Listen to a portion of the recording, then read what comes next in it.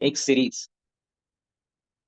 नमस्कार मित्रांनो, माझं नाव गणेश भगत. आजपासून आपण चालू करणार आहोत की फायनान्स सिरीज. फायनान्समध्ये आपण कशा प्रकारे आपलं भवितव्य खूप उज्ज्वल करू शकतो यासाठी आपण एक सिरीज नेमलेली आहे. या सिरीजमध्ये आपण रोज असं बघणार आहोत की जेणेकरून आपण आपले फायनान्स रोज छोटे-छोटे मॅनेज करू शकू. मग फायनान्स मॅनेज कसे करायचे? फायनान्स आपण फायनान्शियल मार्केट म्हणजेच शेअर मार्केट म्हणून तुम्ही मॅनेज करू शकता. आता खूप लोकांना माहित आहे की शेअर मार्केटमध्ये खूप पैसा आहे आणि काही लोकांना माहित आहे की शेअर मार्केटमध्ये खूप पैसा डुबतो पण.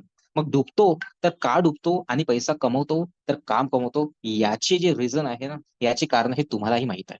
कारण की ज्या लोकांना नॉलेज नसेल तो माणूस ऑब्व्हियसली पैसा डुबवणार आहे आणि ज्या व्यक्तीने या सगळ्या गोष्टीचं नॉलेज घेतलं आणि त्यामध्ये मेहनत केली तर तो 100% पैसा कमवणार म्हणजे कमवणारच. तर आजपासून आम्ही शेअर मार्केट म्हणजेच ट्रेडिंग रोज कसं करायचं आणि त्याच्यातले छोटे मोठे प्रॉफिट्स कसे कमवायचे या प्रकारचे आम्ही ट्रिक तुम्हाला सांगणार आहोत. मित्रांनो, चला तर तुम्हाला दिसत आहे तुमच्या समोर एक स्क्रीन ज्यामध्ये एक चार्ट आहे आणि तो चार्ट आहे सीएनएक्स निफ्टी इंडेक्स फ्युचरचा. आता हा इंडेक्स फ्युचरचाच का बरं घेतला? कारण की तुम्ही जर ऑप्शन मध्ये ट्रेड करत असाल तर तुम्ही नेहमी फ्युचरचाच चार्ट बघायचा. कारण की स्पॉट मध्ये काही गोष्टी वेगळ्या असतात आणि हे जेवढे काही ऑप्शन्स असतात हे नेहमी फ्युचर चार्टमुळेच चालतात आणि त्याच्यावरूनच ते रिएक्ट करतात. ओके. सो तुम्हाला असं दिसतंय की आजचा जो ट्रेंड होता हा काय होता? हा होता डाउन ट्रेंड आणि 4 दिवस झाले कंटिन्यू ज्यामध्ये फक्त मार्केट खाली आणि खाली पडत आहे. मग आजही मार्केट खाली पडणार होतं का? नाही. कारण की पीसीआर जो म्हणतो आपण मार्केटमध्ये एक पीसीआर पुट कॉल रेशो असतो. तो काय होता?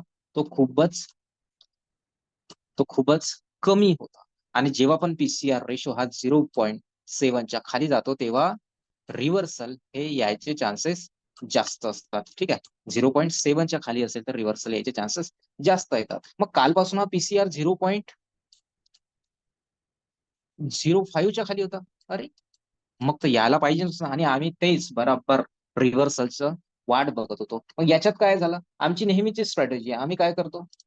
आम्ही एक सपोर्ट काढतो आणि रेझिस्टन्स काढतो. सपोर्ट आणि रेझिस्टन्स जर तुम्ही शोधू शकलात मित्रांनो, तर तुम्ही तिथे एक चांगला ट्रेड घेऊ शकता. म्हणजे काल काय होत होतं? काल एकदम सरळ, सरळ, सरळ खाली आला आणि ते पीसीआर खूपच ओव्हर सोल्ड झाला. त्याच्यामुळे मार्केट थांबून गेला आणि तुम्ही दिवसभर बघितलं म्हणजे एंड ऑफ द डे तुम्ही काय बघितलं, की मार्केट इथल्या इथेच थांबला. मग नेक्स्ट डे म्हणजे आज पण काय झालं? मार्केट ओपन झाला, खाली गेला आणि पुन्हा वर गेला. म्हणजे हा जो सपोर्ट होता आमचा कन्फर्म झाला, की जेव्हा-जेव्हा हा या प्राइस सपोर्टवर आला, तर इथून हा वर जाऊ शकतो. त्याच्यामुळे आम्ही काय केलं, की जेव्हा नेक्स्ट टाईम या सपोर्टवर पुन्हा प्राइस आला, प्लस त्याच्यात दोजी पण बनली. दोजीचा जसा हाय ब्रेक झाला, आम्ही इथे एंट्री घेऊन घेतली आणि इथे स्टॉप लॉस लावला. एवढा आम्ही जे मोमेंट आहे हे कॅप्चर केलं. चला, तर उद्यासाठी काय स्ट्रॅटेजी असेल आपण ते पण बघू. इन केस आता जो आपला डेटा आहे, हा थोडा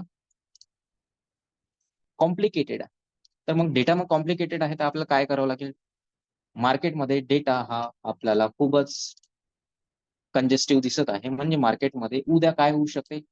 उद्या मार्केटमध्ये कन्सोलिडेशन म्हणजेच रेंज बॉन्ड मार्केट आपल्याला दिसू शकते. मग आपण काय करणार? हे जे सपोर्ट रेझिस्टन्स याला एक्सटेंड करू उद्यापर्यंत आणि इन केस या सपोर्टवर पुन्हा जर येत असेल, तर आपण वरच्यासाठी बाय करणार. म्हणजे हा जर या सपोर्टवर आला, तर आपण बाय करणार आणि इथे गेला तर आपण सेल करणार. पण इथून जर हा वर जाऊन सस्टेन जर झाला, तर समजून जायचं की मार्केट एक वेगळ्या दिशेने जायसाठी तयार आहे किंवा मार्केट इथे पुन्हा जर आला आणि इथून जर याने ब्रेक केला, तर आपण खालच्या दिशेनं जायला तयार आहोत. अशा प्रकारे आपण उद्याचा ट्रेड इथे फायनलाईज करणार.